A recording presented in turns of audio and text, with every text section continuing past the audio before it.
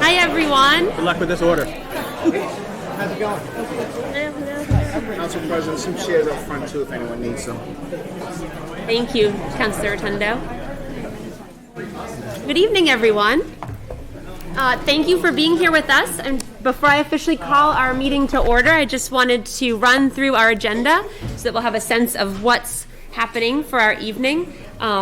Councilor Rotundo reminds me there are a few extra chairs still on the side here if people would like to come and sit. I know it's a very full room, and that's a celebratory thing. It's a full room because we have so many members of our fire department to honor this evening and recognize, and so many family members and friends who are here. So thank you for being here with us. We'll get right to that moment of recognition shortly.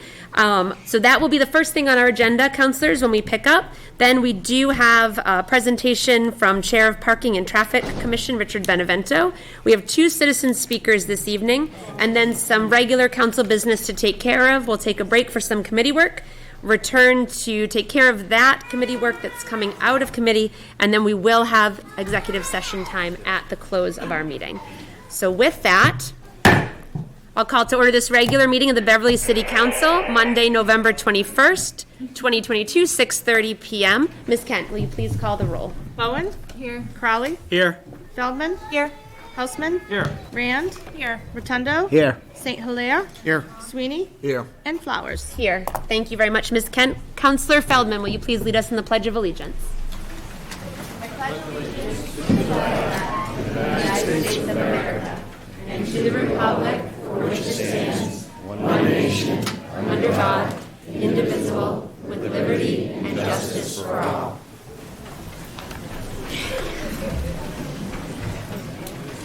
Thank you very much, Councilor Feldman. So as promised, I do want to go right to our moments of recognition. I also want to thank our State Senator, Joan Lovely, and our State Representative, Jerry Paracella, for being here with us. They are here. They're a little bit in the hallway, but you can take my word for it. It's a very crowded house. Thank you for being here with us as we honor and recognize members of our Beverly Fire Department. And with that, Chief O'Connor, I'd like to invite you to take the reins and help us to recognize and celebrate some of the members of your team who have joined the fire department or been promoted, especially during times when we couldn't be together as easily. This is wonderful to be back in this space and be able to recognize members of your team for the work that they do every day. And I want to take a moment to mention, because I don't think you will, that Chief O'Connor himself became chief in 2020, and so I assume he won't be recognizing or celebrating himself, but I would like to. So thank you, Chief.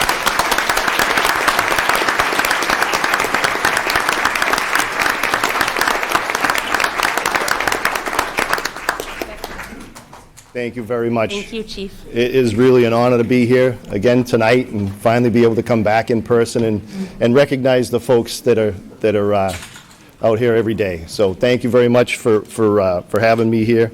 I truly appreciate the time, and we truly appreciate the opportunity.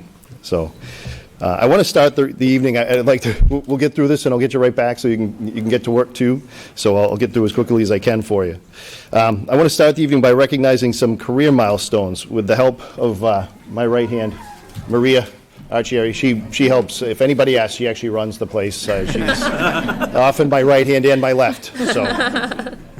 In 1999, the Massachusetts Fire Service Commission announced the Massachusetts Firefighter Service Awards. These awards recognize and honor the Commonwealth's firefighters for years of service. The awards are given in increments of 5 years, beginning at 20 years of service. At the same time, we're also going to recognize some of our fire alarm operators that have been there for the same lengths of time. So in 2022, the following reached their 20 years of service. So I'll just ask Firefighter Pete Davis, Lieutenant Eric Fowler, Lieutenant Brian LaTulip, Firefighter Barry LaFavor, Captain Arthur Fitzpatrick, and Assistant Principal Fire Alarm Operator Julie Brady to come up to the front, please.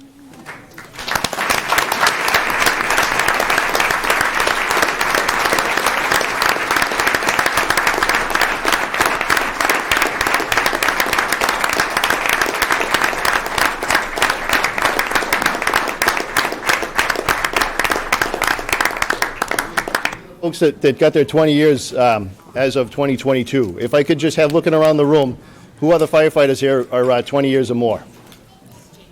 20 years or more. Go ahead. I know. Put your hands up there, right? In a couple minutes, we're going to recognize a 30 and a 35 as well. So let's take a walk up front. What would you like me to take?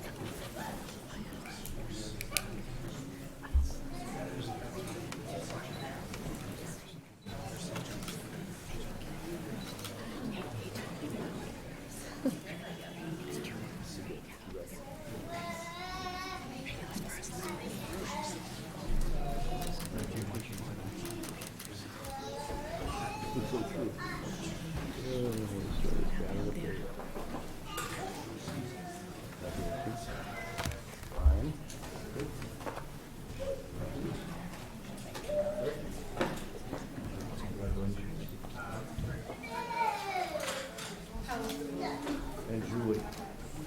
Anybody listens, Julie is the voice of the fire department. Very loud voice.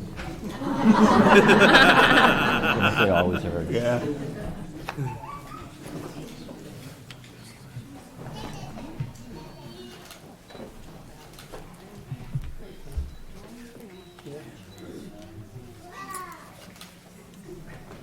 So if there are any family members that are here that want to come in our 20-year members, they're more than welcome to do so right now.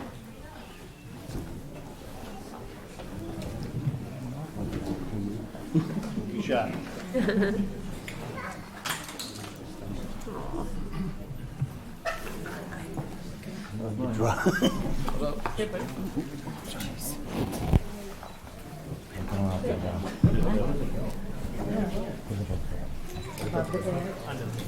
Under the bed. Thank you, Eric.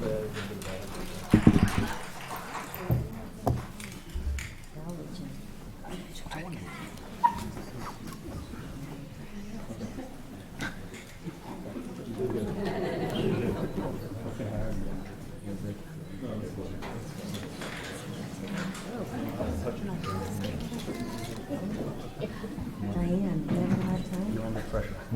Everyone's watching. I know, but it's hard to...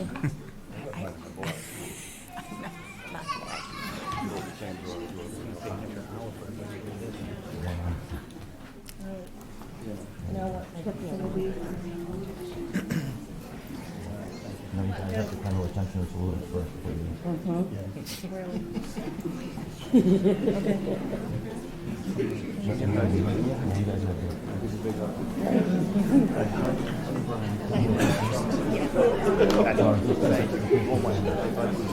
Barry. I got it.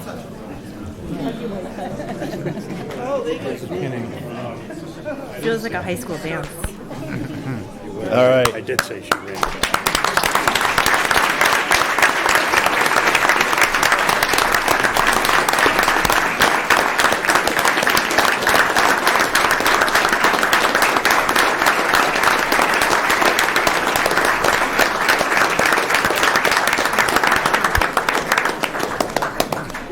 All right. Thank you very much. So we have 3 30-year members. 2 of them received their pins already. Yes, sir. Guy here, do I get a plaque? You get a plaque? We got something for you, bud. We got something for you, bud. We have 3 30-year members. Two of them already received their pins. Deputy Chief Jeff Cyrus, and I don't know that Lieutenant Bob Athen is here, but they've been with the department for 30 years.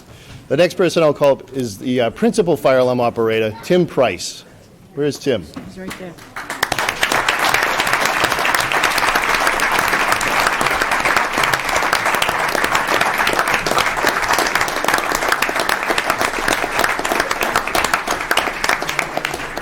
So like Julie, Tim is also the voice of the Beverly Fire Department. Whenever we're going on calls, Timmy's the one that's up there organizing and orchestrating the fire alarm office and making sure that we know where to go and who we're helping. So thank you, Tim.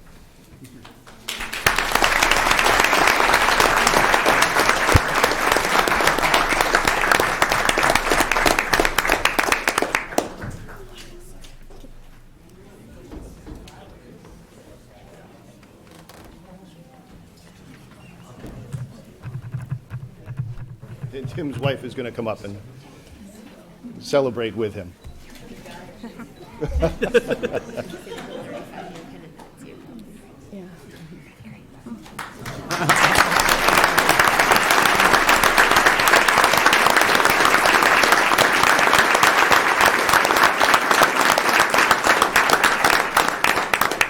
Deputy Chief Petrosino, come on up front. Deputy Chief Bill Petrosino has 36 years now. When I was able to give him his certificate last year, and he, as soon as I gave it to him, reminded me that, like the previous chief, didn't sign it. So I was able to grab it real quick back and sign it for him. So Bill's been around for a while. Bill's got a little bit more time with us, and we're happy to have him. Bill is an all-around help at the firehouse, and we truly appreciate him. So Bill has achieved the 35-year pin, but we know he's got more than that. So again, thank you very much, Bill.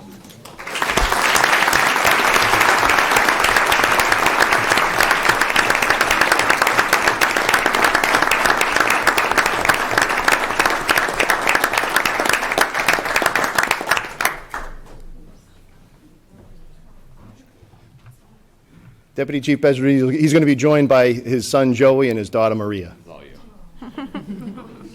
I'll stab right through him.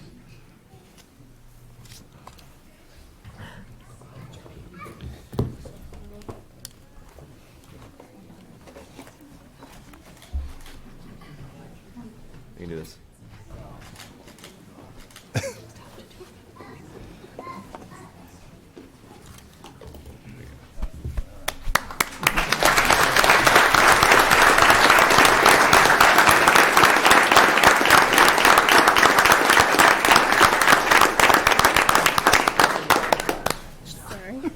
All right, excellent. Now we're going to move on with the new hires. We started hiring unfortunately, we had a group back as far as 2018 that hadn't been sworn in yet. So firefighter John Bateman. John was parking his car. Did he make it?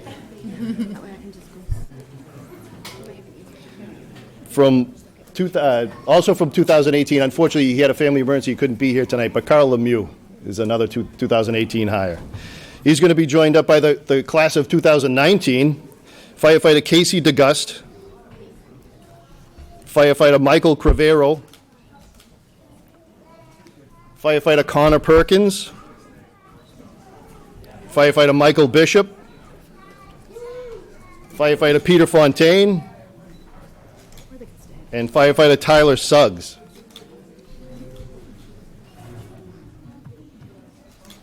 This is our class of 2019. The class of 2020, firefighter Patrick Cronin. Yep, he's a handsome one. Can't see him through the crowd. He is standing, though. Firefighter Derek Marshall. Firefighter Michael Reynolds. And firefighter Ronnie Williams.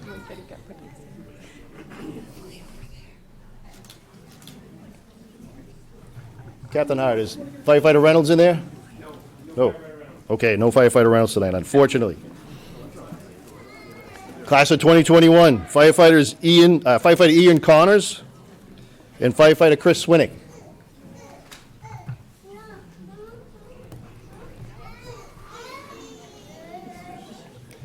And last but not least, the new members of class of 2022, firefighter Ben Atherton, firefighter Dan McCormick, firefighter Patrick McPherson, and our two newest members, been on for about 6 weeks now, firefighter Austin Boya and Matthew McGrath.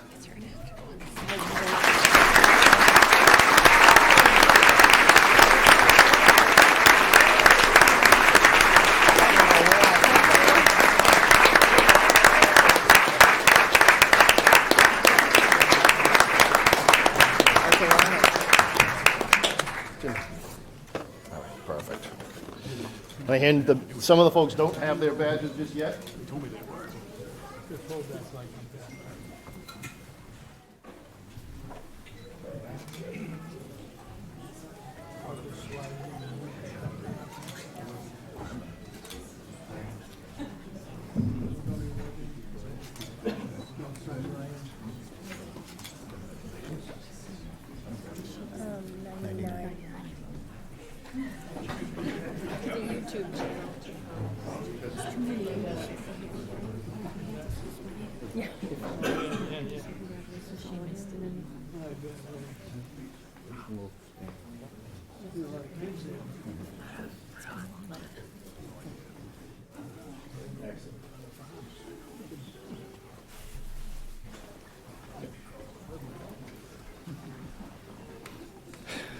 At this time, I'll ask City Clerk Lisa Kent to have our newest members take the oath. So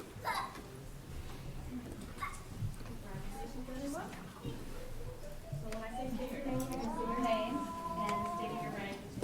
Okay? Raise your right hand. I state your name.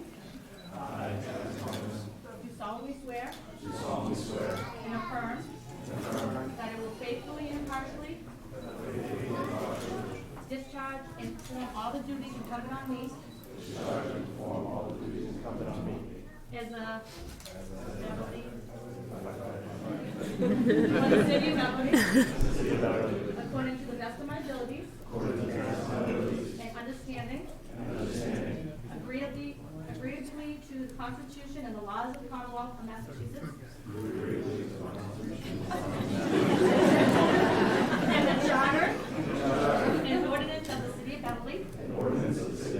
So help me God. Congratulations.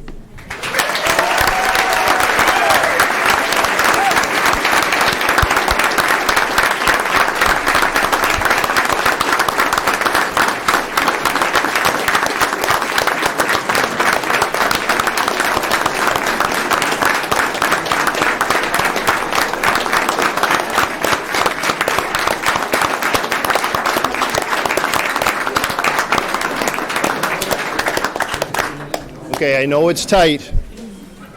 If you could just take a step, and I know we have some anxious family members that want to pin the badges on their loved ones. So you can make some room up there, and you can have your loved ones go up, and they can actually put the badges on you now. I know some of them are looking forward to Come up here. pinning more than others. You can come up here too if you need space.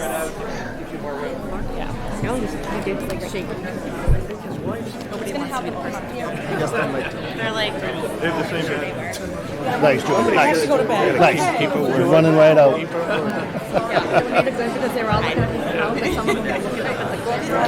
swear, this is like another thing. Like, I had my physical last week.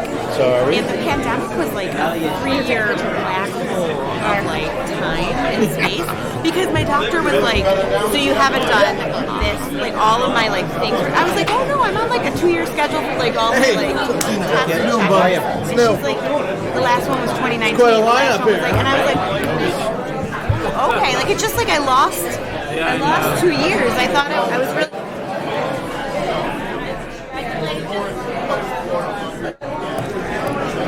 Oh, yeah. Like, don't go home now, Dad.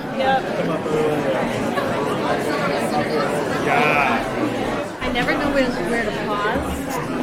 But I like usually like to pause, like swear and affirm, and then like it's just interesting talking about the time. I know it's because you don't the same as wedding vows. You have to really like cut them off. You don't have just too much to give them. Yeah. And it has to like get something to remember.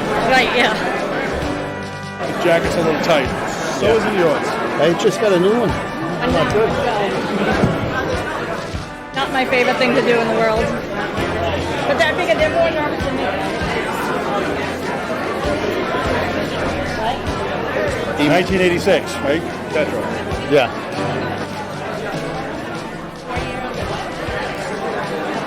Yeah. Hey! I didn't.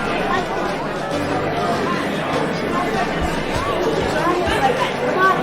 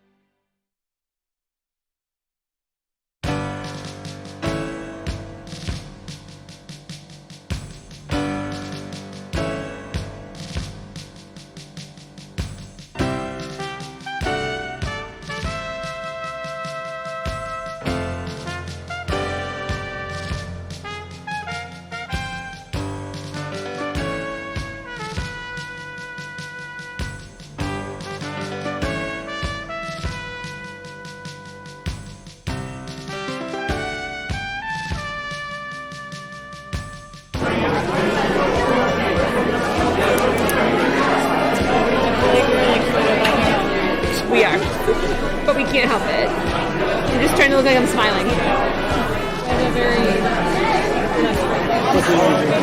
Yeah, there's no word can't be in the background. All right. Their pictures. Just All right. The next group I'd like to recognize. Chief, you want some help? The next group I'd like to recognize are the promotions that we've had. Help you out, Chief. All right, starting with the lieutenants. Lieutenant Jay Terry. Jason was promoted to lieutenant 11/11/2019. Chris LeBlanc, Lieutenant Chris LeBlanc. And you can come on up.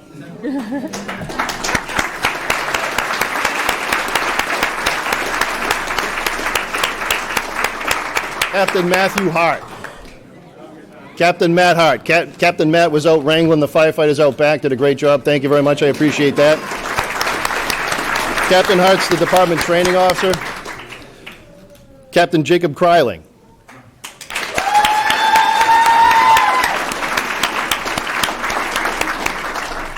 Deputy Chief Chris Halloran.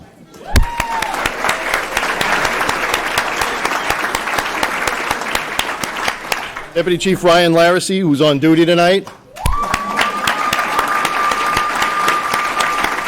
And Deputy Chief Jeff Cyrus. Jeff Cyrus, there you go.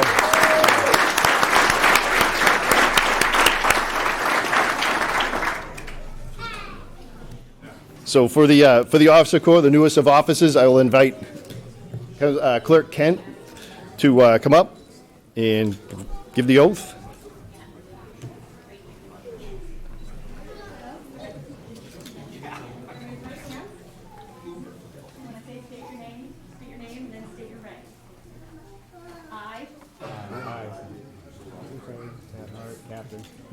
Do solemnly swear. And affirm.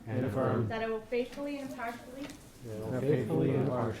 Discharge and perform all duties incumbent me. As a. For the City of Beverly Fire Department. According to the best of my abilities.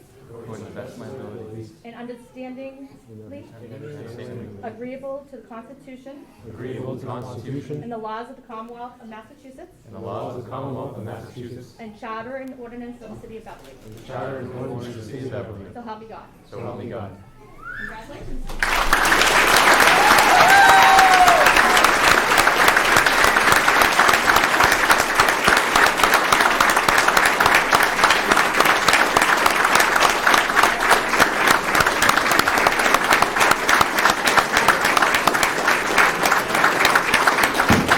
And I'll ask the loved ones to go ahead up and they can pin their husbands.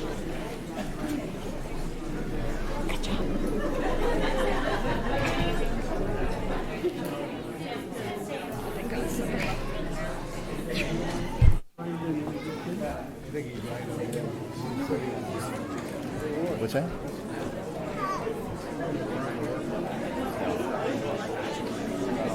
I'd like to make it.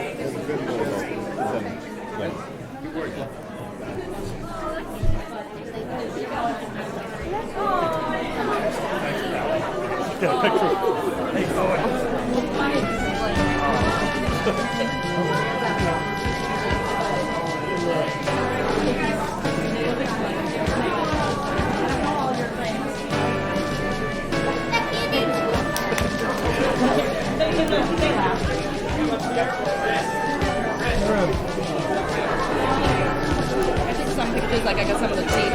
It's just that. We're gonna be in all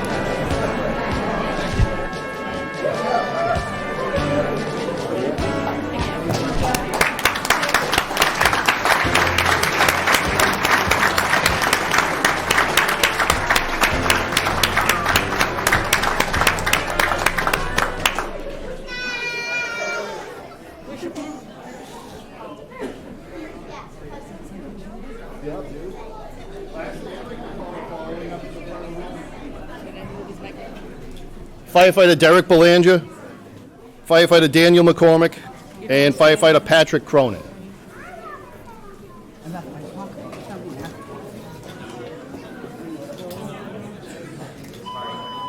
Uh-oh, somebody's got to go. Firefighter Derek Belanger, firefighter Patrick Cronin, and firefighter Daniel McCormick.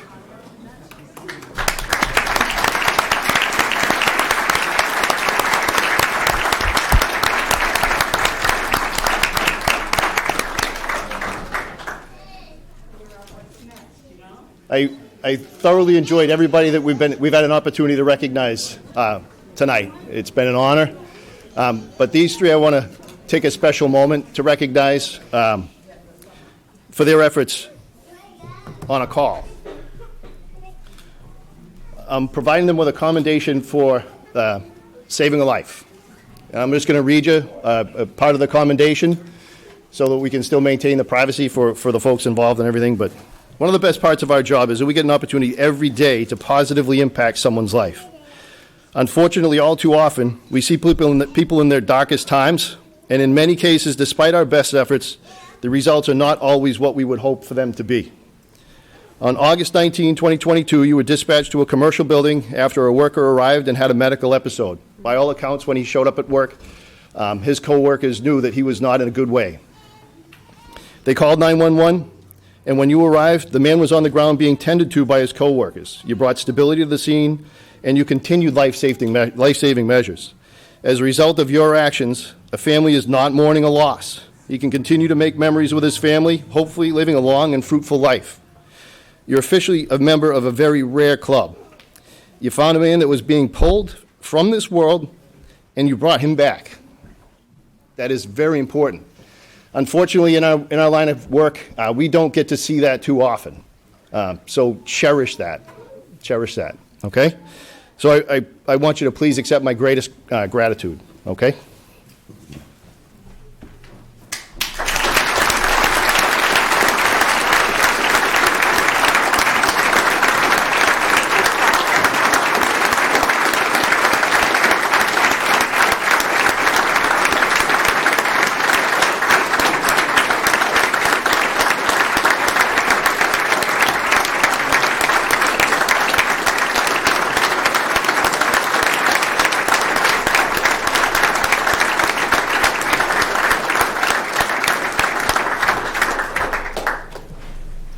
So again, I want to thank you very much for having us right in on time. I don't know who had the over-under tonight, but I really want to thank all the guys that came. I can't tell you how proud I am to be in the position that I am, and to have the folks here that are here with me, and to also see all of the people in this room. Just fills my heart.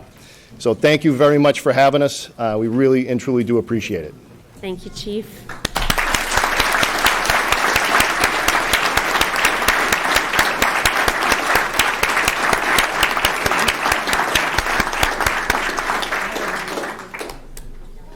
Thank you again, Chief O'Connor. Thank you to all the firefighters and all the officers who are here. The mayor was there. Is he going this way?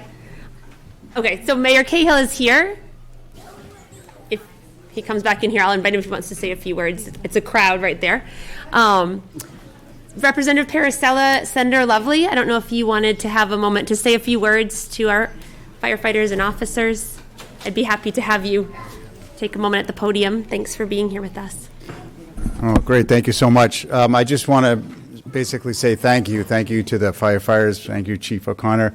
Congratulations on your promotion. Well deserved. I probably had like 200 Zoom meetings in the last couple of years, all these remote meetings, but firefighters can't do that. They had to respond to the job every day and show up, especially during the deep, dark days of COVID, and they responded heroically, terrifically, and I just want to thank them for what they do for our community, all our public safety folks. They're terrific, and we have a wonderful fire department. It's just honored to represent Beverly and to see these folks here being recognized for all their terrific work. Thank you. Thank you, Representative.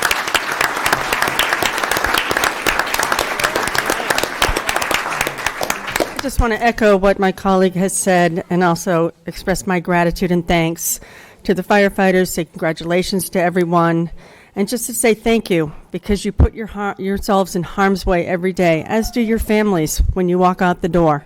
So I want to say thank you to your families and thank you to all of you. And Chief, thank you for running a great department. wonderful city of Beverly. Thank you. Thank you, Senator.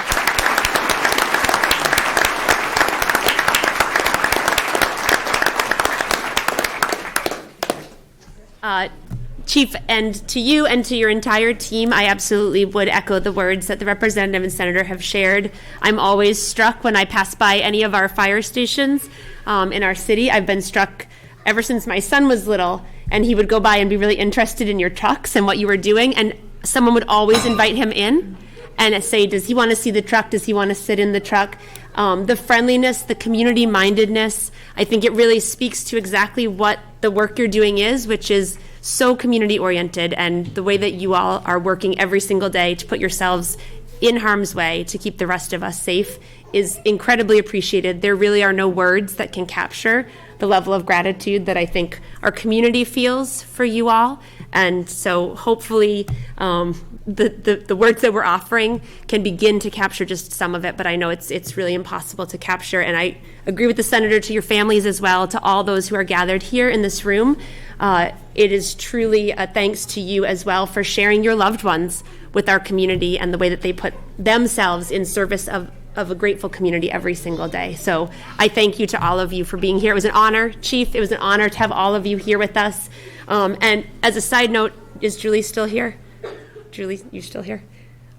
I work in my day job at First Baptist, and I hear Julie's voice come over the speaker a lot, and I always feel safe just hearing you all at work. And so, Julie, thank you. Thank you to all of you. It's just greatly appreciated. Thank you.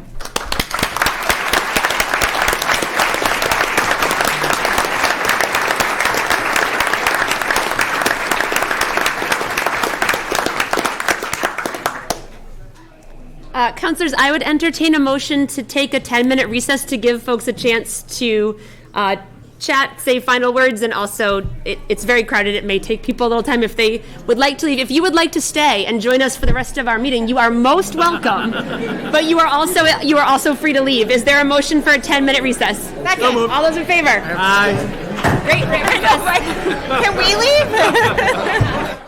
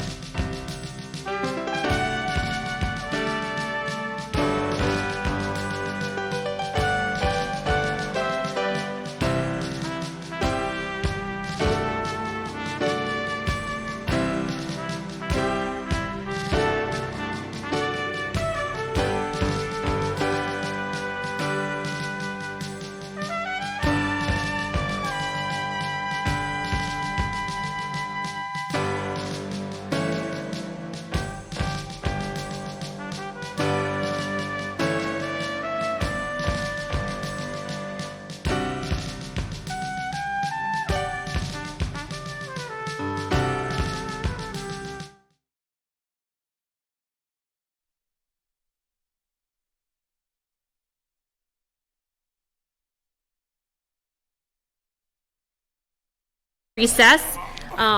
With thanks again to Chief O'Connor and all of his team for being here, as well as Representative Paracella, Senator Lovely, Mayor Cahill, all being here to help us recognize the dedicated members of the Beverly Fire Department.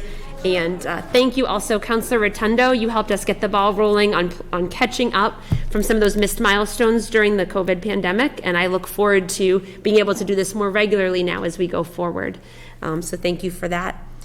We will pick up with our agenda at presentations, awards, and memorials, which is where we started. And our second item under that section is Richard Benevento, who is here with us this evening, Chair of Parking and Traffic Commission. And Mr. Benevento, you're here with the annual update from that commission. So thank you for being here, and we're happy to have you, and the floor is yours. Thank you so much. And it's good to be here. I think the last time I did this was in 2020, right before the pandemic. So it's good to come and make a presentation to the council. It's changed a little bit. I see some familiar faces that Councilor Houseman, Councilor Rand, Councilor Rotundo. Some of you are new. I haven't met. I met one of the new councilors here at a MMA Policy Committee meeting. So it's good to see everybody. I came tonight just to talk a little bit about the Parking and Traffic Commission, what we do, conversely, what we don't do, just to give all of you an idea of what's happening, because oftentimes constituents are coming to you with Parking and Traffic Commission issues, or parking and traffic issues, I should say. And so it's good just to give you a little bit of a broad brush of what the Commission's responsibilities and what our role is. The commission is made up of 9 members. Originally, we had 7 members, and then in 2019, I petitioned the council to add public services. Public services was not part of the commission, and the mayor also add another mayoral appointee. So right now, we have 2 citizens appointees from the council. I am a council appointee, so thank you very much. You keep raising my salary every year, and I appreciate that. Two mayoral appointees. A representative from the Beverly Chamber of Commerce, a representative from several city departments, including Public Services, Fire Department, Police Department, Planning. I'm here tonight with our Vice Chair, Darlene Nguyen. Thank you, Darlene, for being here and giving me moral support. And so, as I mentioned, Darlene is our Vice Chair. She's from the Planning Department. We have Sergeant Mike Henneberry from the Police Department. We have Jacob Kraling, Captain Kraling from the Fire Department. I just want to point out, it used to be, we had Captain Larissy. Captain Larissy was promoted, we heard tonight, to Deputy Chief, and Captain Kraling was promoted to Captain. So I'm thinking that if you want to get a promotion in the Fire Department, you need to be on the Parking and Traffic Commission. So we also have Commissioner Collins from Public Services. We have a representative from the Beverly Chamber of Commerce. Leslie Gould, the executive director, used to be our representative. Recently, it was Rich Vincent, and we're now waiting for a replacement because Rich stepped down. We also have a city council citizen appointee, John Lozada. John is an attorney, and he's the former manager of federal programs from Mass DOT and the MBTA. Great addition to our commission. He was from the Office of Diversity and Civil Rights, so he brings a lot to the commission. A mayoral appointee in 2010 was Jonathan Salt. Jonathan is also a member of the Beverly Bike Committee. So we have a great group of individuals. And then we have another mayoral citizen appointee, George Binns. So it's really a great group, a lot of professionals. They bring a lot to the commission and really help us out when we're trying to make our decisions. The role of the commission is primarily we're advisory to the planning board, to the city council, and to citizens who may have concerns, and generally they will come through the council. We also advise the planning department, the Department of Public Services, the mayor's office, and others on parking and traffic related matters across the city.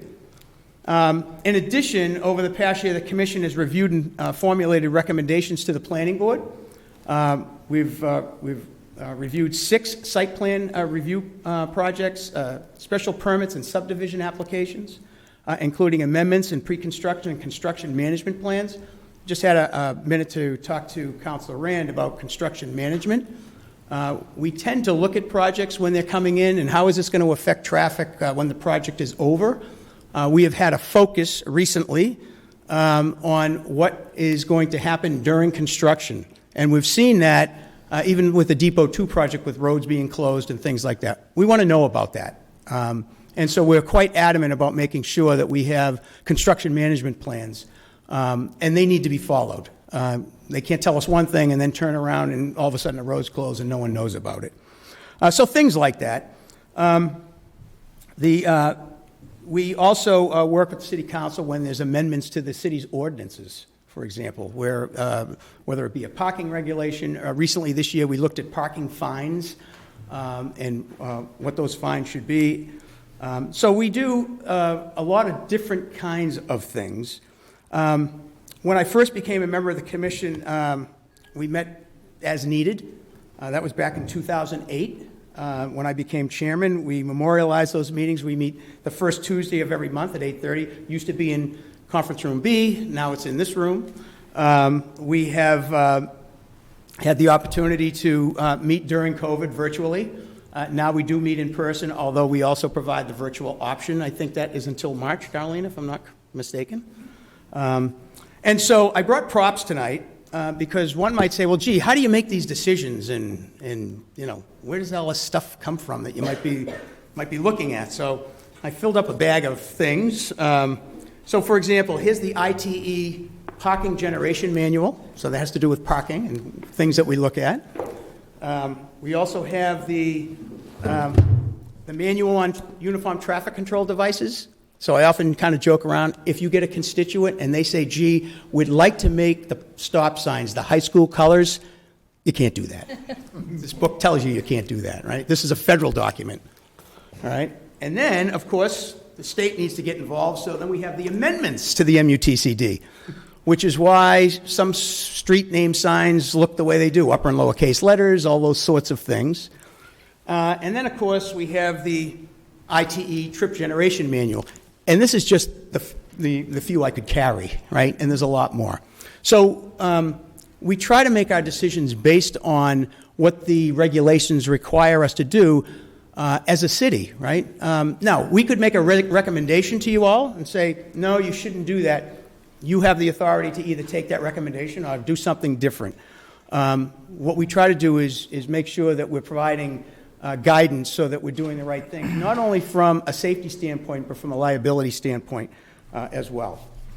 So our recommendations are always safety first.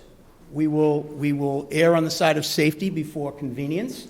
So someone might say, well, geez, if you do that, traffic's going to back up a little bit. Well, traffic may have to back up to make sure things are safe, right? So we'll always err on the side of safety when we're looking at something. What we do and what we don't do.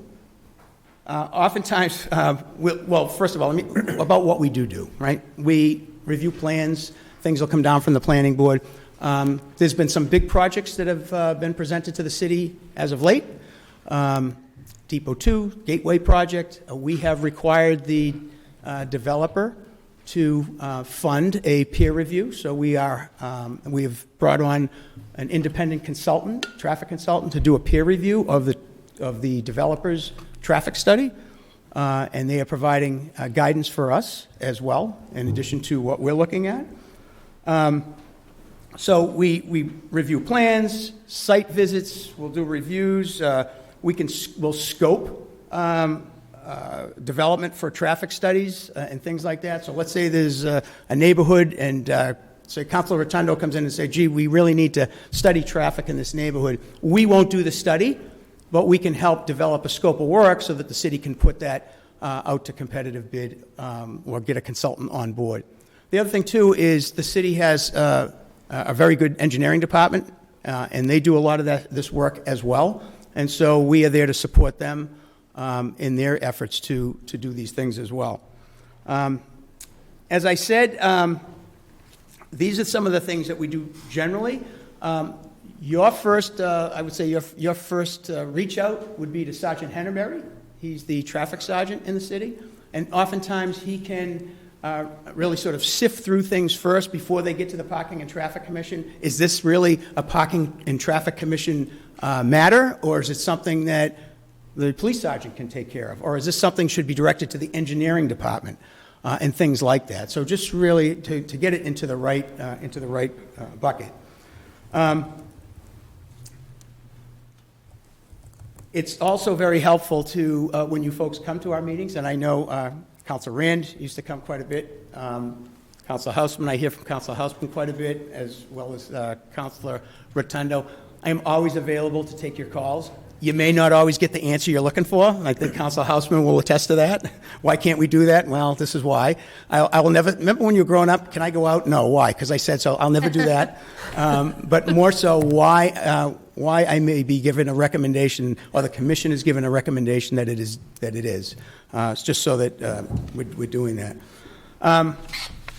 We are in place to assist and to educate, to make recommendations, to enhance the quality of life in Beverly, at least as it pertains to parking and traffic matters. And as I said, as you know, I'm always available to any of the council here. If you have questions, anytime, you're always welcome to come to a P&T meeting. I know, and again, some of you have been there, and we're not a hostile group. Actually, we like to try and help. So with that, I'll just take any questions. This is always important. I think I tried to do this since this is my 14th year as chairman, which is amazing. I had hair when I started, sort of, but I enjoy giving back to the city, and I think most of, or I shouldn't say most, but all of the members that are on the commission feel the same way. And this is important, I think, annually, just to sort of freshen up what our role is and also answer questions. So with that, if you have any questions, I'm happy to answer them. Thank you very much, Mr. Benevento. Thank you for being here, and thank you for your work on the commission. It's much appreciated. And I know you referenced that Ms. Nguyen is here, but I did want to also thank our City Planning Director, Darlene Nguyen, who is here with us this evening. And I also saw Dylan Benson from the Solicitor's Office come in, so thank you very much, Mr. Benson. I will open to questions and comments from the council. I see Councilor Feldman's hand. Thank you.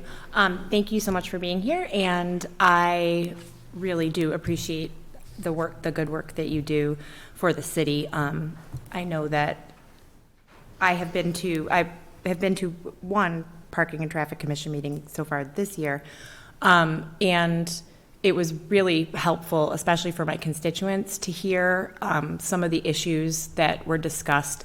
With none of the people attending that were concerned about the issues were experts in the field, so it's really helpful to have experts that know their stuff like you do speak directly to constituents. Coming up in December, I've spoken with Sergeant Henneberry about this and that, several different, as a ward counselor, I get lots of little kind of traffic, crosswalk, curbing, street signs issues. And I keep track of them, and after a really long conversation with Sergeant Henneberry, he recommended that maybe I get on the docket for a kind of a Ward 5 debrief with the commission. And I'm wondering if it's something that maybe we could, as ward counselors, because I can't be alone in having smaller traffic and parking commission issues come up. I'm wondering if we can get on some type of cadence or schedule where each one of the meetings once a month or something is one of the wards, and we kind of debrief those issues all in the same room, because I find myself trying to track emails to the same people that are all sitting right there, Commissioner Collins and Sergeant Henneberry and Fire and everything. So I'm hoping that in December at that meeting we can go over some of those things, and then maybe it can be something that we could be helpful to each other in that regard, to work through some of those issues together, if the commission would be open to that. Sure. I mean, I think that it's helpful to have a discussion. It may be things that the commission can help with, and it may be things that, you know what, these are important issues, and they're important to all of us as commission members, but those questions would be best directed, say, to engineering or to public services or some other place. Other thing I do want to mention is We have no source of funding, we have no budget, and we have no money.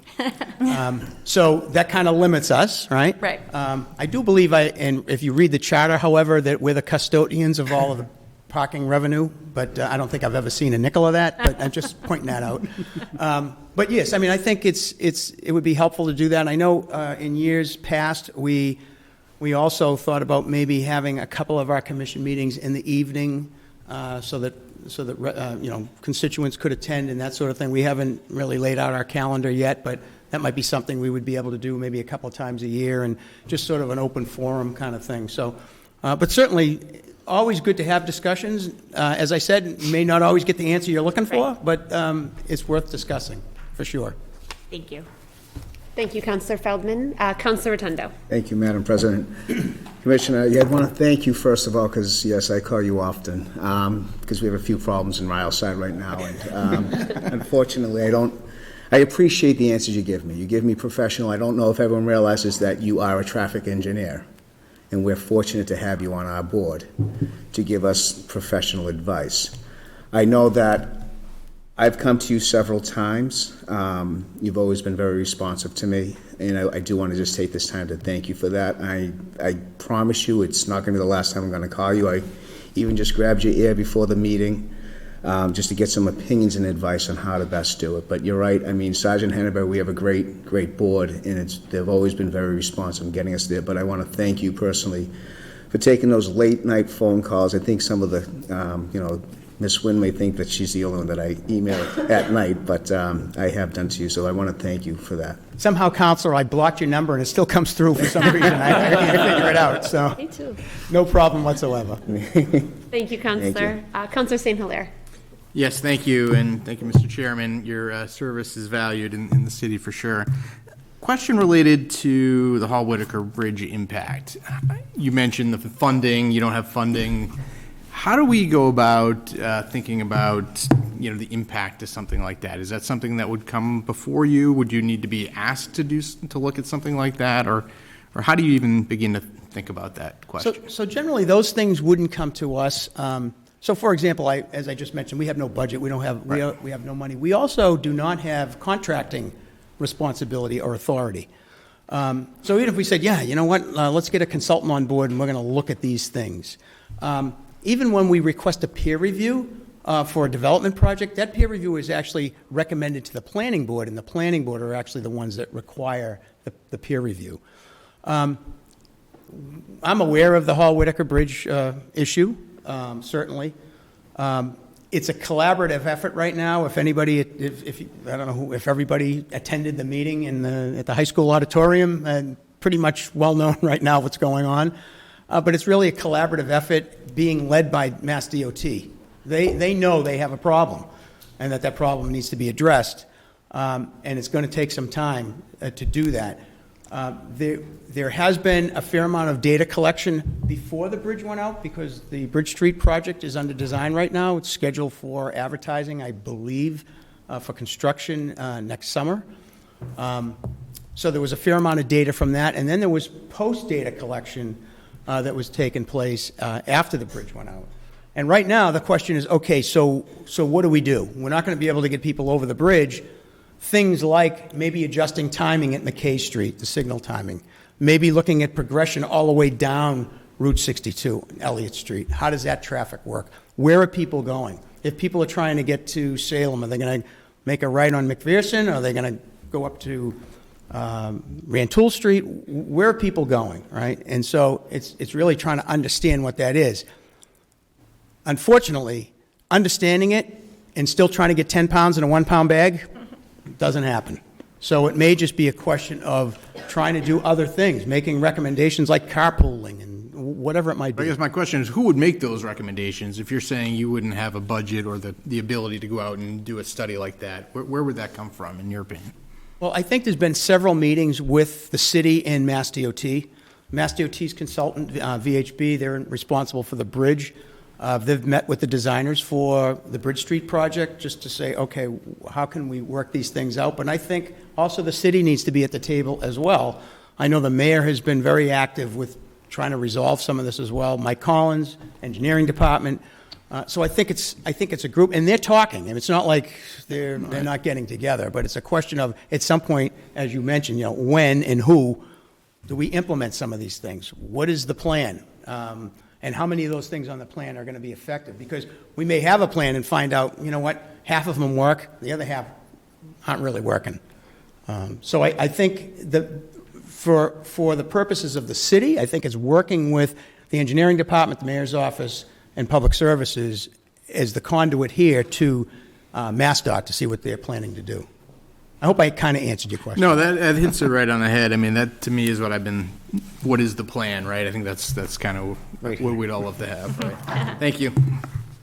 Thank you, Councillor. Councillor Sweeney, please. Thank you, Madam President, and thank you for taking the time to be with us this evening, Mr. Benevento.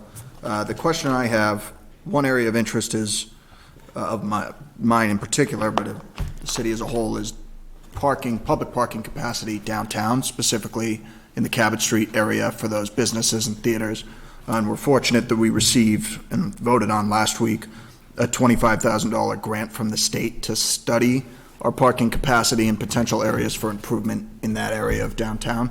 Is that something that your commission will be involved in now that we do have some state grant funding available to look at either opportunities to improve an existing city-owned parcels or potentially parcels that we could purchase to expand? I know in the past there was a parking study done, particularly around Beverly Depot, and we were looking at things like resident parking and turnover, and I believe that the commission ended up recommending various ordinance changes relative to parking, say, on Broadway, things like that, because people were parking in residential neighborhoods and then they were there all day taking the train. I would suspect that if there was a parking study that was requisitioned, that would come to the commission for review, just like we review many other studies and so forth that are happening in the city. The other thing is that if there were potential ordinance changes relative to parking, that I suspect that would also come to the commission for review and recommendation as well. So we would look at those things. Interesting thing about parking studies, a lot of times we'll find when we do a parking study, and we know that, by the way, just as a sidebar, there's a big project, the Leggett project at the dollar store, is going to be consuming a lot of parking downtown. And so we pretty much grilled the developer about, okay, so how are we accommodating this? Their traffic and parking consultant did a pretty extensive evaluation of parking inventory. And again, a lot of times parking inventory is, there's enough parking, it's just not in front of someone's front door. And so someone will say, hey, there's no place to park. Well, there is, but you'd have to, you might have to walk a block, that sort of a thing. So I guess the long-winded answer to your question, I would suspect that the Parking and Traffic Commission would be given that study, and we would provide some recommendation and some opinion on what some solutions might be. There are a lot of parking management strategies, shared parking, carpooling, that sort of thing. So, if people are at work during the day, then we're using this parking for turnover during business. Changing the limits, the parking restriction on time limit for business turnover, for example. Do we want 6-hour parking, or do we want, 1-hour parking because we want people to be able to frequent the businesses downtown and things like that? So it's really a whole strategy, and if there's a consultant that will be bringing on board to do that, they will be looking at those kinds of things. Okay, and just to clarify as a follow-up, it sounds like your commission has in the past, and I know we've seen some recommendations, proactively recommended changes to the parking ordinances in any part of the city just due to need that any member identified. That is something that you would proactively recommend to the city council as opposed to waiting for a recommendation to pass through your commission if you guys felt it was necessary. Well, as I mentioned, you have the authority to change the ordinances. Yep. It's up to you to decide whether that's something that you just want to do on your own or you want to get some opinion other than just the council deciding what you want to do. So we're happy to look at those sorts of things. And like just recently, we looked at the fine schedule, parking fine schedule. One of the things was electric vehicles. So if someone's parking in an electric vehicle spot, right, for longer than it is to charge the vehicle, then you're going to get a good fine because you shouldn't be parked there. In addition, if you have an electric vehicle and you charge your vehicle, but then decide to just stay there all day, you're going to get a ticket too. Those were kinds of some of the things that we were looking at, those sorts of things. But we're happy to look at that. Okay, thank you. Thank you, Councillor Sweeney. Councillor Houseman. Yes, thank you, Madam President. Good evening, Mr. Benevento. I won't belabor or repeat what my colleagues have said other than to thank you for your service. 14 years as a volunteer is a long time, and our city, wouldn't function without our volunteers, and especially a volunteer who has expertise in the area of the subject matter that you're serving on is a great asset to the city. So I just want to appreciate the service, and you're right. I don't always get the right answer, the answer I want from you when I call, but you are always responsive. You pick up the phone when I call. When I have a complaint or a question or a suggestion, I've always found you to be very responsive. So I just want to thank you again. Thank you. Before the Parking and Traffic Commission, I was on the Conservation Commission for 6 years here in Beverly. So there were too many ticks and mosquitoes. Now I'm just dodging cars. So. Any other questions or comments from councilors for Mr. Benevento? All right. Thank you very much, Mr. Benevento. Thank you Thanks again for being here. And it's always helpful to hear an update from you. And I'm sure you'll be hearing from councilors who are up here, as No you already have. Anytime. Thank you for letting me speak. Thank you very much. Thanks for your time. And thank you again for your work for the city as well. This brings us to citizen speakers. We have 2 citizen speakers who signed up with the city clerk's office by 9:30 this morning. And so our first citizen speaker is Purvi Harley, Green Beverly. And so I'll invite you to come forward. And even though I did just say your name, I ask you to start by stating your name and address for the record. And then citizen speaker spots can be up to 5 minutes to address the council. And just a reminder for all of us, I know it's an unusual spot because the council, there isn't a lot of back and forth like you just saw with Mr. Benevento's presentation. But as I always remind our citizen speakers, the words that you bring, what you offer, are important and often are what starts conversations among councilors. So thank you for being here. And I want to know, I do see Dean Berg from Green Beverly, the executive director, is here with us as well. Thanks, Mr. Berg. So the floor is yours. Purvi Harley, 8 James Street. Good evening, City Council. I'm here on behalf of Green Beverly, as you just mentioned, our community's hub for sustainable living. I wanted to share a little bit about something special that happened a couple of weeks ago. On an unseasonably warm November Sunday. If you were driving up Cabot Street towards Wenham and Topsfield, you probably got a whiff of something kind of smelly. That was us, Green Beverly, and in partnership with New Entry Sustainable Farming Project, that was us causing the wonderful stinky ruckus on the Marine Farm property with nearly 2,000 residents of Beverly and surrounding towns. At the 2nd annual Great Pumpkin Smash. And I don't have a pumpkin with me, which was a prop miss on my part. But in any event, this free event, which is now one of our annual cornerstone events, established to increase awareness of composting and the many ways that our residents can take action to keep food out of the waste stream and other organic materials out of the waste stream. So composting, just in terms of a bit of education for those on the council and here in attendance and watching, it's one of the most important, and thanks to the actions of the City of Beverly, the ongoing work of the Waste Reduction Committee, the many ways we have to access quality commercial solutions here, it's actually one of the easiest ways that Beverly residents can reduce their household emissions and carbon footprint. Food composting in landfills emits methane, a different gas than carbon dioxide, which is actually 38 more times potent when it enters the atmosphere and in the few years that follow. And so those emissions specific to methane are one of the leading contributors of the warming driven by human actions in our country and globally, and are certainly to blame partially for the quickening of the problem that we're seeing happening right now. So what better way to share this very important and serious message than by launching and hurling and crushing and smashing spent jack-o'-lanterns and other gourds for all to see. If you had the opportunity to visit us on November 6th over at Marine Farm to check out the event, you would have seen a sprawl of autumnal glory. Flying pumpkins everywhere, families and children running around on leaf piles and picking carrots out of nowhere. Lovely bluegrass music, local food and drink, beautiful backdrop of foliage and farmland. And in the midst of this vibe, we were able to engage in some really meaningful discussions, educate on the importance of composting, direct people to how they can take action, most importantly.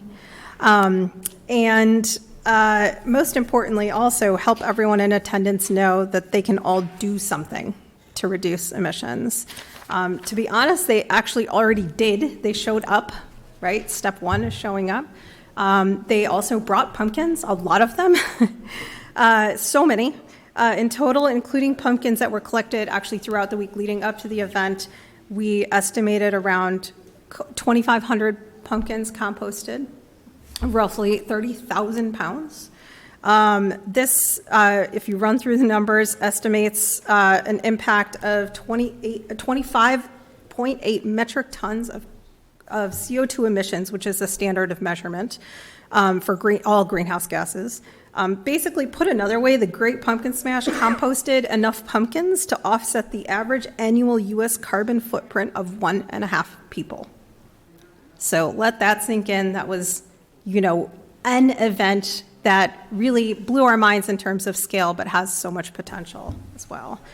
The pumpkins from this year, just to note, will also obviously create compost over the next several months, and that goes right back into the earth and enriching the working farmland over at New Entry. So it's a really virtuous cycle that we all participated in. Final thing, an event of this scale was not planned or executed in a vacuum.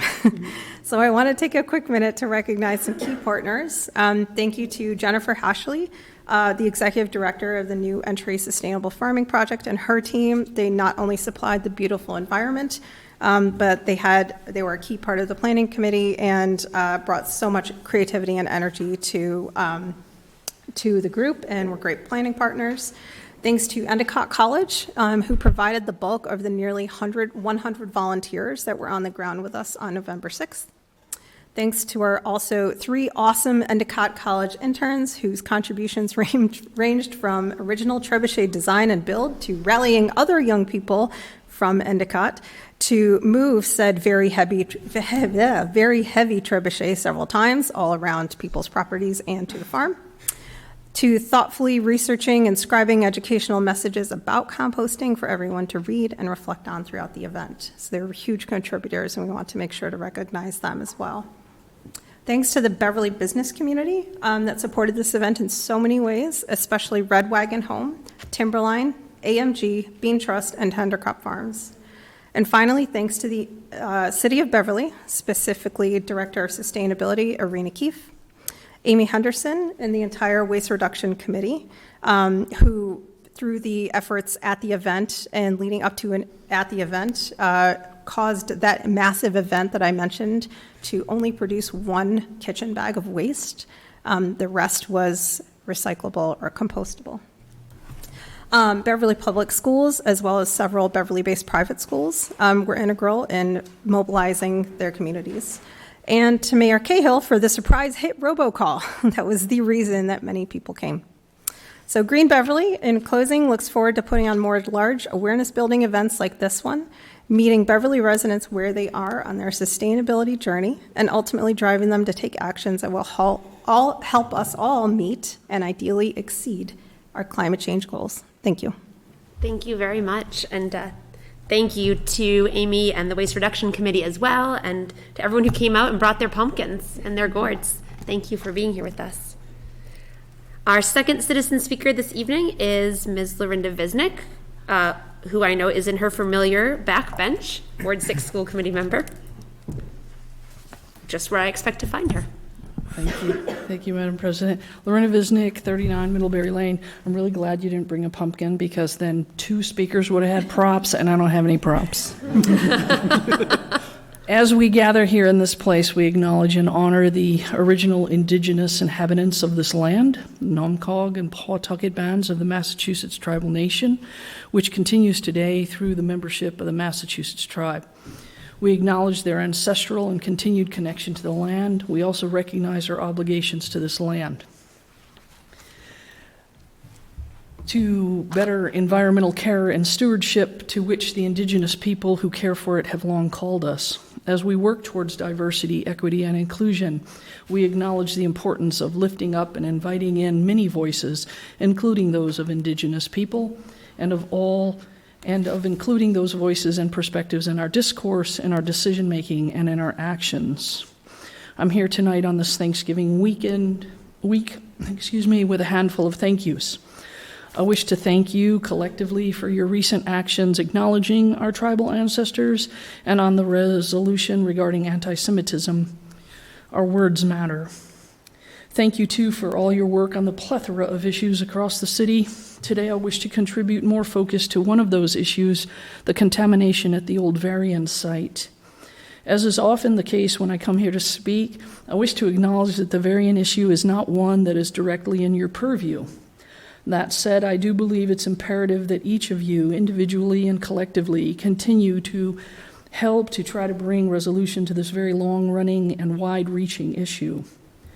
For context, I do not believe that you as a city council have purview over the Hall-Whitaker Bridge issue, but you are helping to facilitate conversations on that issue. The lack of a working bridge negatively affects many who live in that area and many who need to travel in and around the city. Similarly, for the national grid issue, your ability to control whether the lines were replaced was limited, yet you worked incredibly hard to ensure that all residents were given a chance to be heard. I don't believe everyone got necessarily what they wanted, but I am thankful for your willingness to make the process as open and transparent as possible. I thank you for the empathy you showed to the residents who are negatively affected. I'd like to take this opportunity to thank several people involved with the Varian issue. First, Mr. Paul Layton for writing about the issue and bringing it back into the forefront. To our state legislators, Joan Lovely and Jerry Paracella, for helping get state money allocated to help with the costs for remediation. To each of you who have attended one or more of the Varian community group meetings or the PIP meetings. To Hannah for writing the letter that is tonight part of your packet. To Jan Schlickman and David Lang for their expertise in this area of science. To those who are here tonight and have been working on this issue, including Scott DeLay, Will Cosmos, Stacey Ames, and Kelly Boudreau. And I'm sure there's many more that I haven't thanked, and so I apologize if I left you off the list. My biggest thanks goes to Claire Ward of Shore Country Day. Shore is an incredible community partner. I've been blessed with dealing with Miss Ward and Shore for years in my basketball world. Their willingness to hire Brown and Caldwell and spend their own money to research this issue has been a huge game changer. So what's next? I'm not sure how many of you were at the last PIP meeting. I was on the Zoom or the Microsoft Teams or whatever it was. But during that meeting, kind of a little bit under the covers, very low, kind of low level, Varian mentioned that a downstream remediation plan was forthcoming. To be clear, we only need a downstream remediation if the contamination has been found to be downstream. Before that last PIP meeting, before Brown and Caldwell took the downstream sample and shared it with Varian, there had been no mention of downstream contamination. What's downstream? Well, Shore Country Days downstream, but so too is our high school and our athletic fields at the high school. This issue has gone on far too long already. The state has revoked the plan that was being used by Varian. I have to imagine that we can do something other than sit back and watch the issue continue to not be resolved. So I come here this evening and I hope that you will support the letter that Hannah wrote. I hope that you can help us work through the red tape that will allow us to use the state allocated funds to help pay the bills being incurred by Brown and Caldwell. On a recent call, Mayor Cahill intimated that perhaps the city should hire its own LSP, but I would ask, why should we hire our own LSP and start the process of investigation all over again? Can the city of Beverly perhaps begin to engage with Brown and Caldwell and use them instead of hiring someone new? I wish to encourage you to use whatever influence you have, just as you have done with the other issues that impact our city, to keep this issue on the front burner to help get it resolved. This is not just a Ward 3 issue or a Ward 5 issue. If there is downstream contamination, then this is a city-wide issue. If the contamination is downstream, how much further has the plume grown? And therefore, how wide-ranging is the contamination? We simply don't know. I know this format is not such where you can answer me. Ms. Flowers, you always mention that. Even if I gave you a simple yes-no type of question, this is not that type of question, and it's not a rhetorical question.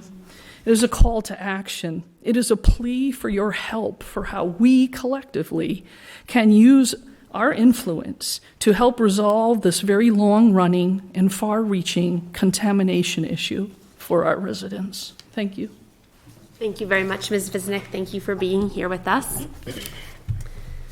And I do want to just mention, you named two of these folks, but also they are both former city councilors, Scott DeLay, Stacey Ames. Nice to have you both back in chambers, albeit on the other side of the desk. Nice to have you. Thank you again to both our citizen speakers for being here. As I said, it is an important part of our process and our public process, and your time, your presence, your words are greatly appreciated, so thank you.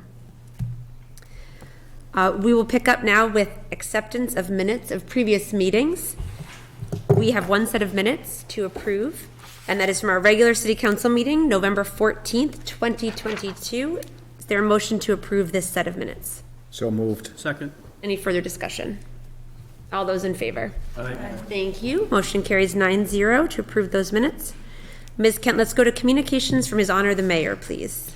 Order number 289, Dear Honorable City Council, I am pleased to inform you that the City of Beverly has been awarded in $113,107.71 FY 2023 911 Department Training Grant from the Executive Office of Public Safety and Security Office of Grants and Research.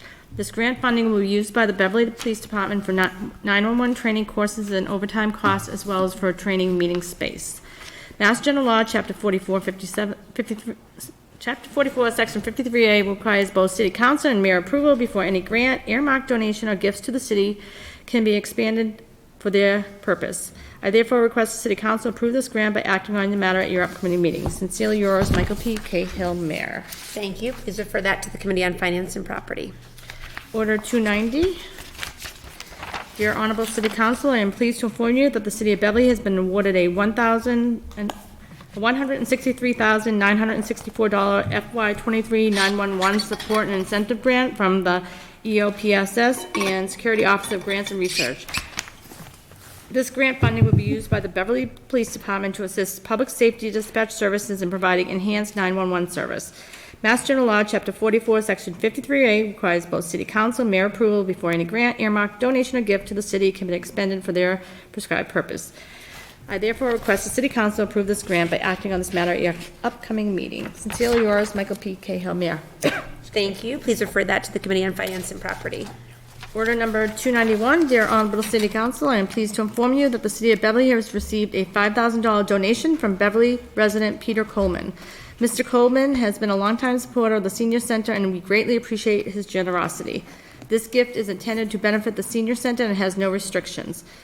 Mass General Law, Chapter 44, Section 53A requires both City Council and Mayor approval before any grants, earmarks, donations, or gifts to the city can be expended for their prescribed purpose. I therefore request the City Council approve this donation by acting on this matter at your upcoming meeting. Sincerely yours, Michael P. Cahill, Mayor. Thank you. Please refer that to the Committee on Finance and Property. Order number 292.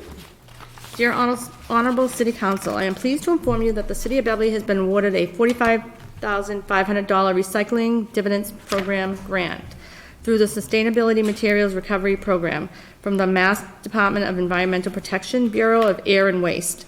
This grant will allow the city to continue to implement eco-friendly policies that maximize recycling, composting, and waste reduction programs. Mass General Law, Chapter 44, Section 53A requires both City Council and Mayor approval before any grant, earmark, donation, or gift to the city can be expended for their prescribed purpose. I therefore request the City Council approve this grant by acting on it tonight. Sincerely yours, Michael P. Cahill, Mayor. Thank you. Please refer that to the Committee on Finance and Property. Let's go to communications from other city officers and boards. Please, Ms. Kent. Order number 293, from Peter Karen, the Chief Assessor, a letter requesting a public hearing on December 5th, 2022, relative to the allegation at fiscal year 2023 tax levy percentages among the 4 classes of real and personal property in consideration of the adoption of open space, residential, and small business exemptions. Thank you. Please refer that to the Committee on Finance and Property to set that public hearing. Order number 294, from the City Clerk. This is for a livery license for Julian Azara, DBA Azara Limousine Service from 11 Simon Street, Unit 2. Thank you. Please refer that to the Committee on Legal Affairs. Order number 295 from Councilor Bowen, a letter regarding Phase 2 Comprehensive Site Assessment addendum was recently submitted to Varian Medical Systems, Inc. and Aptim. We didn't know what Aptim was. Thank you. Thank you. You read it perfectly, Ms. Kent.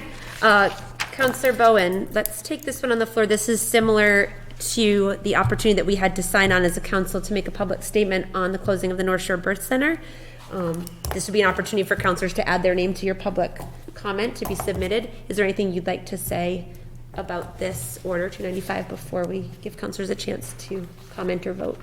Sure. I won't say much other than a thanks to folks from the neighborhood and who've been working on this for advocating in all the ways. And I think this is, not the only thing that's going to make a difference in continuing to push for a solution that the neighborhood and we as a city really need. But it's one of those steps, and it's one that we can do.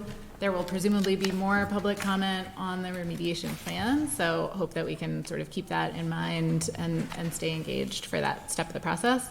And then just that if anyone has ideas on how to strengthen the comments further, I'm very open to friendly amendments. Thank you very much, Councillor Bowen. And just a point of clarification for anyone following along, open meeting law restricts the council from being able to talk about these kind of public comments we might want to make as a body outside of a posted public meeting. And so thank you, Councillor Bowen, for filing this. It gives us the opportunity, if we would like to, any number of us communally submit these public comments, to do so in this format. Councillor Houseman. Yeah, I would just like to thank Councillor Bowen for helping the council let the stakeholders and the state and Varian know that this is on our radar and that we're paying attention. And we'll be continuing to follow and take what action we can. So I just want to thank her for this work. Thank you, Councillor Houseman. Other comments? Councillor Crowley, this is your Sure. board. It's, I wholeheartedly support this all the way through.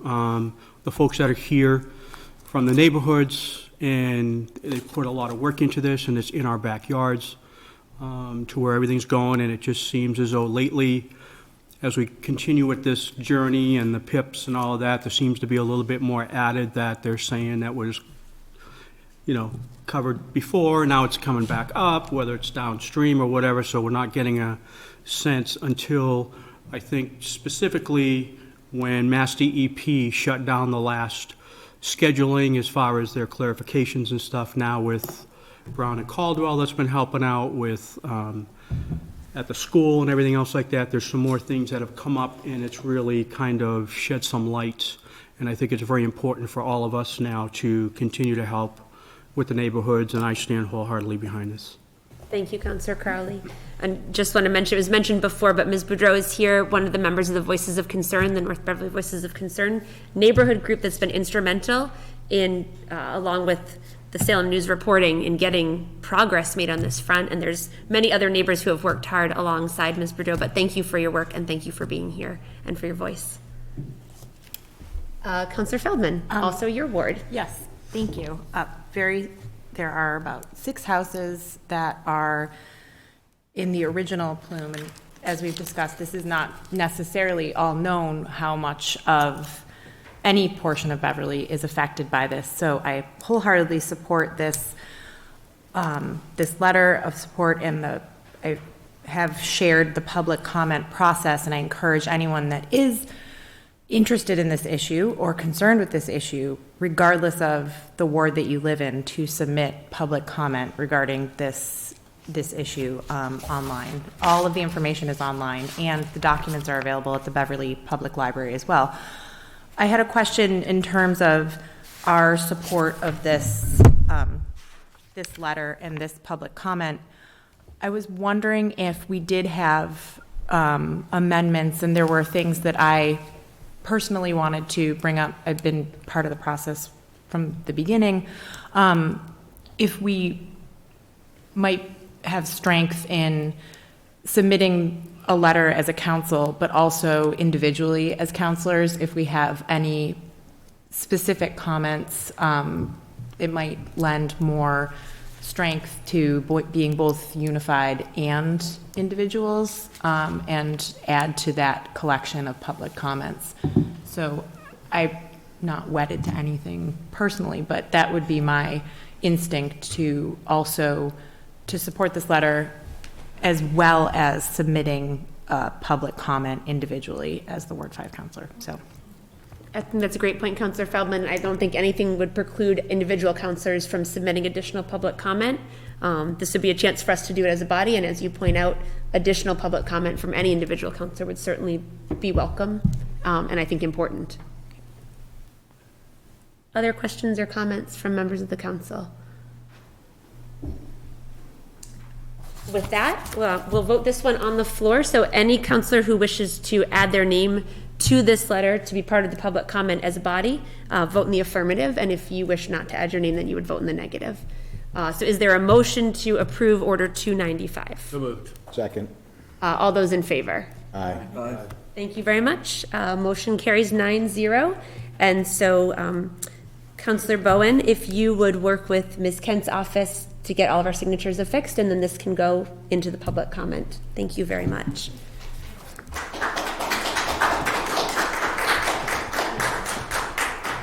And thank you again to those who are here and those who are watching, who have been part of the effort to really move forward on this variant cleanup that's long delayed and much needed. Thank you.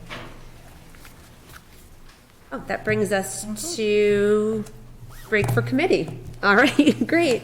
I would entertain a motion to take a break for some committee work. Second. All those in favor? Aye. Thank you. So we're going to have Finance and Property stay here on BevCam tonight, Legal Affairs in the committee room, and Public Services, you're on the bench. Okay, we have like one thing. Yeah, you have one thing, I know.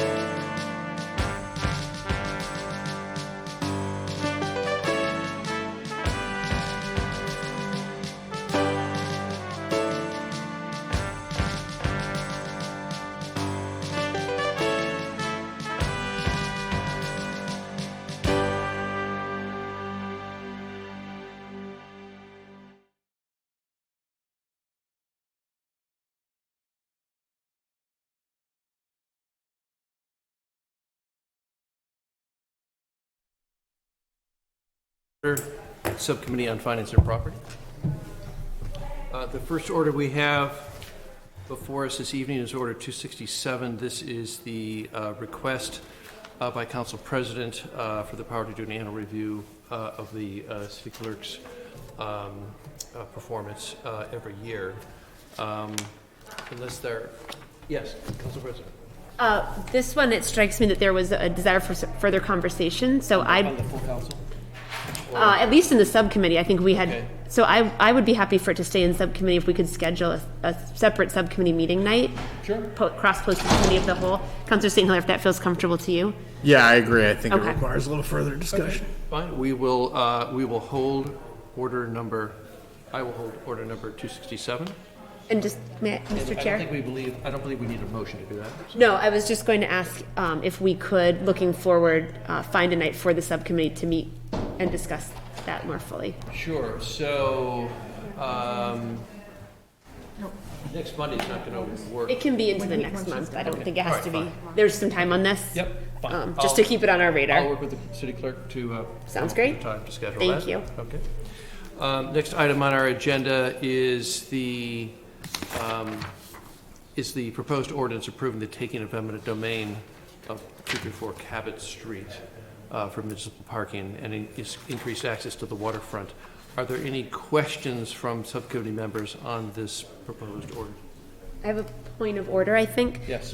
This order is sort of in conjunction with a matching grant that we're going to be taking up in a public hearing at our 12/5 meeting. It hasn't come to us yet. It's scheduled for public hearing. So I wonder about also keeping this here so they can then be discussed together, if my memory is correct. Yeah, my understanding was that action had to take place on this before action could take place on the other. But that would not preclude doing the same thing next Monday at the next Monday's meeting. Yeah. But committees will meet after the public hearing. So I believe, I don't know. Solicitor's office is not here. They're in there, yeah. They're in legal. I wonder if we could get someone. Yeah. Yeah, if you could say, okay, we'll set that aside for a moment. What number is that? 278. 278. Moving along, we need to set a public hearing for setting the fiscal 2023 tax levy percentages. I am looking for, actually, I am going to, here we go. Usually it's written on here. I would accept a motion to set a public hearing on this order 293 for December 5th at 7:45 in the evening. So moved. Second. All those in favor? Aye. Aye. Motion carries 3-0. Thank you very much. Next item on our agenda is order number 292. This is a grant for $45,000 for recycling dividends as a source to help implement eco-friendly policies that maximize in the city recycling, composting, and waste reduction programs. All right, if there are no questions, I'd accept an order. I would make a motion to approve Order 292. Second. All those in favor? Aye. Motion carries 3-0.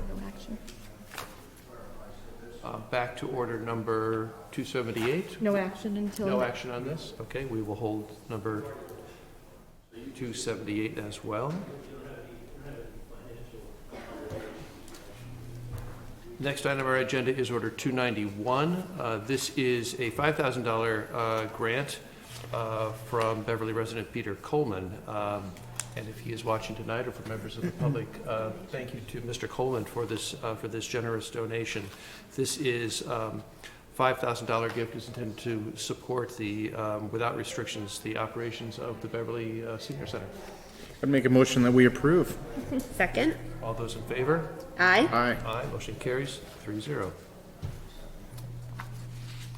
Next item on our agenda is order number 290. This is a grant in the amount of $163,964 to support public safety dispatch services in Beverly, providing 911 services. Make a motion to approve Order Second. 290. All Second. those in favor? Aye. Aye. Aye. Motion carries 3-0. The next item on our agenda is order number 289, granting the amount of $113,107. Also to support 911 courses and overtime for 911 training for the staff and meeting locations for that training. I would make a motion that we approve Order 289. Second. All those in favor? Aye. Aye. Motion carries 3-0. And I believe that is everything we have to cover this evening. I would entertain a motion to adjourn Subcommittee on Finance and Property. So moved. Second. All those in favor? Aye. Motion carries 3-0. We are adjourned.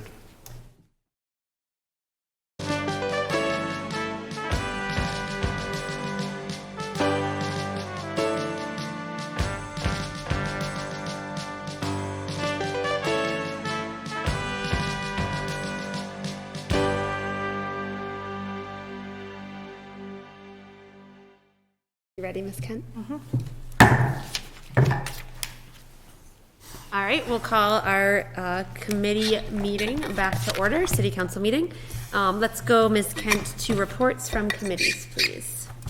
Order number 278, the Committee on Finance and Property, to whom referred the matter regarding proposed ordinance approving the taking of never mind, on this one.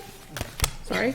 Order number 289, the Committee on Finance and Property, to whom referred the matter regarding the grant for $113,107.71 for the FY 23-911 Department Training Grant from EOPSS and OGR to be used for 911 courses and overtime, as well as training meeting spaces. Have said matter and beg to leave follows. Recommend the council approve the request. Thank you. Questions or comments? Question comes on the acceptance of the proposal and adoption of the order. All those in favor, aye. Aye. Thank you. Motion carries 9-0. Order 290, the Committee on Finance and Property, to whom refer the matter regarding a grant for $163,964 for the FY 23 911 Support and Incentive Grant from EOPSS and OGR for the Police Department to assist Public Safety Dispatch Services in providing 911 service. Have committed said matter and beg to leave to follow. Recommend the council approve the request. Questions or comments? Question comes on the acceptance of the proposal and adoption of the order. All those in favor, aye. Aye. Thank you. Motion carries 9-0. Order 291, the Committee on Finance and Property, to whom referred the matter regarding a $5,000 donation from Beverly resident Peter Coleman. This gift is intended to benefit the senior center with no restriction. Have considered said matter and beg leave to follow. Recommended council approve this request. Questions or comments? Question comes on the acceptance of the proposal and adoption of the order. All those in favor, aye. Aye. Thank you. Motion carries 9-0 with our thanks to Mr. Peter Coleman for that gift to our senior center. Order number 292, the Committee on Finance and Property, to whom refer the matter regarding a $45,000 recycling dividends program through the Sustainability Materials Recovery Program to implement eco-friendly policies that maximize recycling, composting, and waste reduction program. Have considered said matter and beg leave to follow. Recommend the council approve this request. Questions or comments? Question comes on the acceptance of the proposal and adoption of the order. All those in favor, aye. Aye. Thank you. Motion carries 9-0. Order number 293 relating to the fiscal year 2023 tax levy percentage among the four classes of real estate, personal property, consideration of the adoption of open space, residential, and small business exemptions. Set a public hearing for December 5th at 7:45 p.m. Thank you. Questions or comments? I'd entertain a motion to approve the recommendation to set that public hearing for December 5th at 7:45. So moved. Second. All those in favor? Aye. Thank you. Motion carries 9-0. Bless you, Councilor Thank you. Sweeney.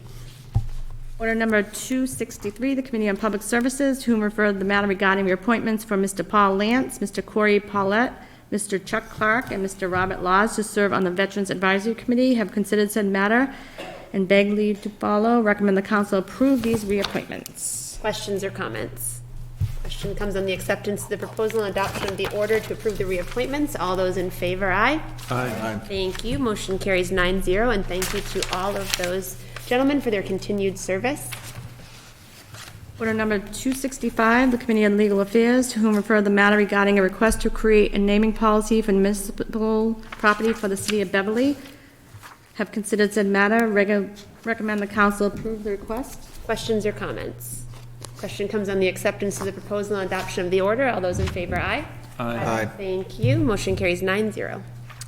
Order number 282, the Committee on Legal Affairs, to whom referred the matter regarding a letter regarding accessory dwelling units, have considered said matter and beg leave to follow. Recommend the council approve the request. I have a question about this one. Okay, Sorry. Councilor Rand, let's go to you. I may have made a typo in the, So, on the sheet. is So it- 282 we held. Held, okay. Yeah. Thank you. Thank you. Yeah. That would have been. That saves me from my point of order question. Thank you. Okay.